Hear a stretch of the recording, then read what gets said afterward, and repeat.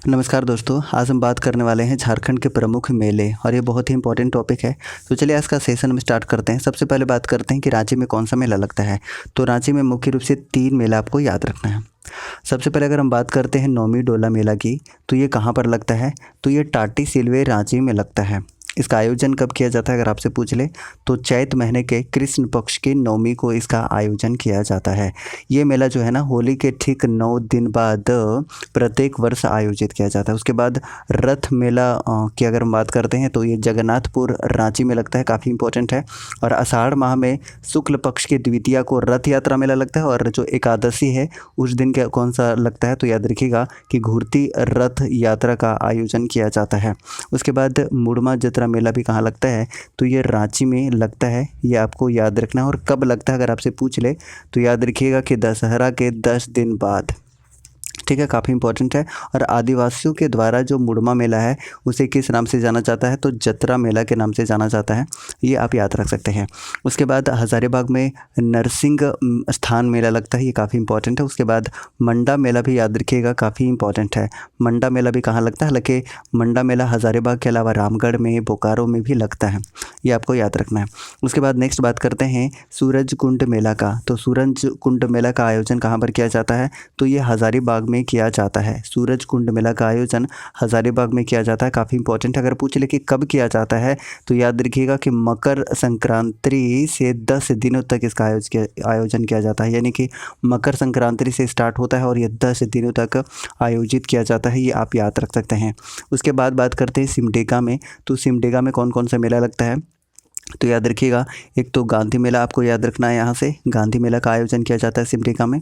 उसके साथ ही साथ राम रेखा मेला का भी आयोजन किया जाता है। लेकिन अगर आपसे पूछ ले कि राम रेखा मेला का आयोजन कब किया जाता है, तब याद रखिएगा कि कार्तिक पूर्णिमा के अवसर पर 3 दिनों तक किया जाता है। कार्तिक पूर्णिमा के अवसर पर 3 दिनों तक किया जाता है। ये आपको याद रखना है। नेक्स्ट बात करते हैं चतरा। तो चतरा में आप कुछ मेला याद रखिएगा, काफ़ी इंपॉर्टेंट है। तो कौन कौन सा मेला आपको याद रखना है? तो सबसे पहले याद रखिएगा कि कुंदा मेला चतरा में लगता है, जतराई मेला, उसके बाद लावालंग मेला और बलबल मेला। ये 4 मेला आप चतरा से याद रख सकते हैं। उसके बाद नेक्स्ट हम बात करते हैं गोड्डा में कौन सा मेला लगता है। तो गोड्डा में कौन सा मेला लगता है? गणतंत्र मेला। ये बहुत ही पूछा जाता है तो इम्पॉर्टेंट है।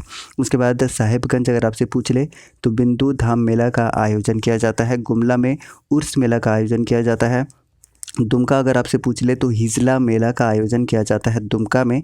और क्या याद रख सकते हैं कि किस नदी के किनारे? तो मयूराक्षी नदी के किनारे। ठीक है, मयूराक्षी नदी के किनारे इसका आयोजन किया जाता है। और ये कब से प्रारंभ हुआ है अगर आपसे पूछ ले? इस मेला का लगना, हिजला मेला का लगना कब से प्रारंभ हुआ है? तो 1890 से ये प्रारंभ हो गया है। ये आपको याद रखना, हिजला मेला दुमका में लगता है। ये काफ़ी इंपॉर्टेंट है। और अगर हम मयूराक्षी नदी की बात कर रहे हैं तो ये कहाँ से निकलती है? तो त्रिकुट पहाड़ी देवघर से निकलती है। ये हमने कई दफ़ा बताया हुआ है। उसके बाद नेक्स्ट बात करते हैं कि देवघर में कौन सा? तो श्रावणी मेला लगता है, जो कि विश्व का सबसे बड़ा मानव मेला माना जाता है। तो ये याद रखिएगा, श्रावणी मेला देवघर। उसके बाद बूढ़ई मेला भी कहाँ लगता है? तो बूढ़ई मेला जो है ना, ये भी देवघर में लगता है। बोकारो में कौन सा मेला लगता है? तो याद रखिएगा, हथिया पत्थर मेला का आयोजन बोकारो में किया जाता है।